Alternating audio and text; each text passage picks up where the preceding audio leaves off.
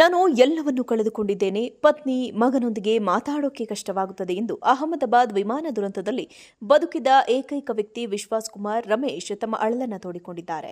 ಸಂದರ್ಶನವೊಂದರಲ್ಲಿ ಮಾತನಾಡಿದ ಅವರು, ಈ ದುರಂತದಲ್ಲಿ ನಾನು ನನ್ನ ಸಹೋದರ ಅಜಯ್ನನ್ನ ಕಳೆದುಕೊಂಡೆ. ನಾನೊಬ್ಬ ಅದೃಷ್ಟಶಾಲಿ ಪವಾಡ ಸದೃಶವಾಗಿ ಪಾರಾಗಿದ್ದೇನೆ. ಆದರೆ ಇಂದಿಗೂ ನಾನು ದೈಹಿಕವಾಗಿ ಮತ್ತು ಮಾನಸಿಕವಾಗಿ ಬಳಲುತ್ತಿದ್ದೇನೆ, ಎಲ್ಲವನ್ನ ಕಳೆದುಕೊಂಡು ಎಂದು ತಿಳಿಸಿದ್ದಾರೆ. ದುರಂತದ ಬಳಿಕ ನಾನು ಇಂಗ್ಲೆಂಡ್ನಲ್ಲಿರುವ ಲಿಸೆಸ್ಟರ್ಗೆ ನಮ್ಮ ಮನೆಗೆ ತೆರಳಿದೆ. ಇಂದಿಗೂ ದುರಂತದಲ್ಲಿ ನಡೆದಿದ್ದ ಎಲ್ಲವೂ ನನ್ನನ್ನು ಕಾಡುತ್ತಿವೆ. ಒಬ್ಬಂಟಿಯಾಗಿದ್ದೇನೆ. ಕೋಣೆಯಲ್ಲಿ ಯಾವಾಗಲೂ ಒಬ್ಬನೇ ಇರಬೇಕು ಎಂದು ಅನಿಸುತ್ತೆ.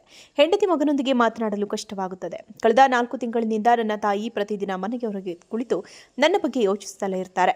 ನಾನು ಬೇರೆಯವರೊಂದಿಗೆ ಮಾತನಾಡೋದಿಲ್ಲ, ಹೆಚ್ಚು ಮಾತಾಡೋಕೆ ಆಗಲ್ಲ. ನಾನು, ನನ್ನ ಕುಟುಂಬದ ಎಲ್ಲರೂ ಮಾನಸಿಕವಾಗಿ ಬಳಲುತ್ತಿದ್ದೇವೆ. ನಿತ್ಯವೂ ನೋವನ್ನು ಅನುಭವಿಸುತ್ತಿದ್ದೇವೆ ಎಂದು ಅಸಮಾಧಾನ ಹೊರಹಾಕಿದ್ದಾರೆ. ಇನ್ನು ದುರಂತದ ಬಳಿಕ ನನಗೆ ಆಘಾತಕಾರಿ ಒತ್ತಡ, ಅಸ್ವಸ್ಥತೆಯ ಸಮಸ್ಯೆ ಇರುವುದು ಗೊತ್ತಾಗಿದೆ. ಇದರಿಂದ ದೈಹಿಕ ಹಾಗೂ ಮಾನಸಿಕವಾಗಿ ನೋವು ಉಂಟಾಗುತ್ತದೆ ಎಂದು ವೈದ್ಯರು ತಿಳಿಸಿದ್ದಾರೆ.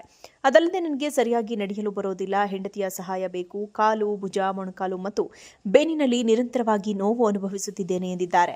ಇದೇ ಜೂನ್ 12ರಂದು ಅಹಮದಾಬಾದ್ನ ಸರ್ದಾರ್ ವಲ್ಲಭಭಾಯ್ ಪಟೇಲ್ ಅಂತಾರಾಷ್ಟ್ರೀಯ ವಿಮಾನ ನಿಲ್ದಾಣದಿಂದ ಲಂಡನ್ಗೆ ಹೊರಟ ಏರ್ ಇಂಡಿಯಾ ವಿಮಾನ ಟೇಕ್ ಆಫ್ ಆದ ಕೆಲವೇ ಕ್ಷಣಗಳಲ್ಲಿ ಪತನಗೊಂಡಿತ್ತು. ವಿಮಾನದಲ್ಲಿದ್ದ 242 ಜನರ ಪೈಕಿ 241 ಜನ ಸಾವನ್ನಪ್ಪಿದ್ದು, ವಿಶ್ವಾಸ್ ಕುಮಾರ್ ರಮೇಶ್ ಪವಾಡ ಸದೃಶ ಪಾರಾಗಿದ್ದರು.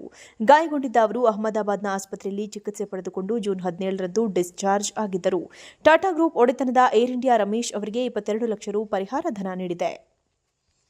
ನಾನು ಎಲ್ಲವನ್ನೂ ಕಳೆದುಕೊಂಡಿದ್ದೇನೆ. ಪತ್ನಿ, ಮಗನೊಂದಿಗೆ ಮಾತಾಡೋಕೆ ಕಷ್ಟವಾಗುತ್ತದೆ ಎಂದು ಅಹಮದಾಬಾದ್ ವಿಮಾನ ದುರಂತದಲ್ಲಿ ಬದುಕಿದ ಏಕೈಕ ವ್ಯಕ್ತಿ ವಿಶ್ವಾಸ್ ಕುಮಾರ್ ರಮೇಶ್ ತಮ್ಮ ಅಳಲನ್ನು ತೋಡಿಕೊಂಡಿದ್ದಾರೆ. ಸಂದರ್ಶನವೊಂದರಲ್ಲಿ ಮಾತನಾಡಿದ ಅವರು, ಈ ದುರಂತದಲ್ಲಿ ನಾನು ನನ್ನ ಸಹೋದರ ಅಜಯ್ನನ್ನ ಕಳೆದುಕೊಂಡೆ. ನಾನೊಬ್ಬ ಅದೃಷ್ಟಶಾಲಿ ಪವಾಡ ಸದೃಶವಾಗಿ ಪಾರಾಗಿದ್ದೇನೆ. ಆದರೆ ಇಂದಿಗೂ ನಾನು ದೈಹಿಕವಾಗಿ ಮತ್ತು ಮಾನಸಿಕವಾಗಿ ಬಳಲುತ್ತಿದ್ದೇನೆ, ಎಲ್ಲವನ್ನ ಕಳೆದುಕೊಂಡು ಎಂದು ತಿಳಿಸಿದ್ದಾರೆ. ದುರಂತದ ಬಳಿಕ ನಾನು ಇಂಗ್ಲೆಂಡ್ನಲ್ಲಿರುವ ಲಿಸೆಸ್ಟರ್ಗೆ ನಮ್ಮ ಮನೆಗೆ ತೆರಳಿದೆ. ಇಂದಿಗೂ ದುರಂತದಲ್ಲಿ ನಡೆದಿದ್ದ ಎಲ್ಲವೂ ನನ್ನನ್ನು ಕಾಡುತ್ತಿವೆ. ಒಬ್ಬಂಟಿಯಾಗಿದ್ದೇನೆ. ಕೋಣೆಯಲ್ಲಿ ಯಾವಾಗಲೂ ಒಬ್ಬನೇ ಇರಬೇಕು ಎಂದು ಅನಿಸುತ್ತೆ. ಹೆಂಡತಿ ಮಗನೊಂದಿಗೆ ಮಾತನಾಡಲು ಕಷ್ಟವಾಗುತ್ತದೆ. ಕಳೆದ 4 ತಿಂಗಳಿನಿಂದ ನನ್ನ ತಾಯಿ ಪ್ರತಿದಿನ ಮನೆಗೆ ಹೊರಗೆ ಕುಳಿತು ನನ್ನ ಬಗ್ಗೆ ಯೋಚಿಸುತ್ತಲೇ ಇರ್ತಾರೆ. ನಾನು ಬೇರೆಯವರೊಂದಿಗೆ ಮಾತನಾಡೋದಿಲ್ಲ, ಹೆಚ್ಚು ಮಾತಾಡೋಕೆ ಆಗಲ್ಲ. ನಾನು, ನನ್ನ ಕುಟುಂಬದ ಎಲ್ಲರೂ ಮಾನಸಿಕವಾಗಿ ಬಳಲುತ್ತಿದ್ದೇವೆ. ನಿತ್ಯವೂ ನೋವನ್ನು ಅನುಭವಿಸುತ್ತಿದ್ದೇವೆ ಎಂದು ಅಸಮಾಧಾನ ಹೊರಹಾಕಿದ್ದಾರೆ. ಇನ್ನು ದುರಂತದ ಬಳಿಕ ನನಗೆ ಆಘಾತಕಾರಿ ಒತ್ತಡ, ಅಸ್ವಸ್ಥತೆಯ ಸಮಸ್ಯೆ ಇರುವುದು ಗೊತ್ತಾಗಿದೆ.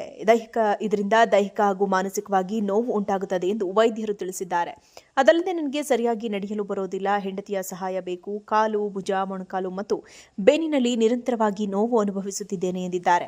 ಇದೇ ಜೂನ್ 12ರಂದು ಅಹಮದಾಬಾದ್ನ ಸರ್ದಾರ್ ವಲ್ಲಭಭಾಯ್ ಪಟೇಲ್ ಅಂತಾರಾಷ್ಟ್ರೀಯ ವಿಮಾನ ನಿಲ್ದಾಣದಿಂದ ಲಂಡನ್ಗೆ ಹೊರಟ ಏರ್ ಇಂಡಿಯಾ ವಿಮಾನ ಟೇಕ್ ಆಫ್ ಆದ ಕೆಲವೇ ಕ್ಷಣಗಳಲ್ಲಿ ಪತನಗೊಂಡಿತ್ತು. ವಿಮಾನದಲ್ಲಿದ್ದ 242 ಜನರ ಪೈಕಿ 241 ಜನ ಸಾವನ್ನಪ್ಪಿದ್ದು, ವಿಶ್ವಾಸ್ ಕುಮಾರ್ ರಮೇಶ್ ಪವಾಡ ಸದೃಶ ಪಾರಾಗಿದ್ದರು. ಗಾಯಗೊಂಡಿದ್ದ ಅವರು ಅಹಮದಾಬಾದ್ನ ಆಸ್ಪತ್ರೆಯಲ್ಲಿ ಚಿಕಿತ್ಸೆ ಪಡೆದುಕೊಂಡು ಜೂನ್ 17ರಂದು ಡಿಸ್ಚಾರ್ಜ್ ಆಗಿದ್ದರು. ಟಾಟಾ ಗ್ರೂಪ್ ಒಡೆತನದ ಏರ್ ಇಂಡಿಯಾ ರಮೇಶ್ ಅವರಿಗೆ 22 ಲಕ್ಷ ರು ಪರಿಹಾರ ಧನ ನೀಡಿದೆ.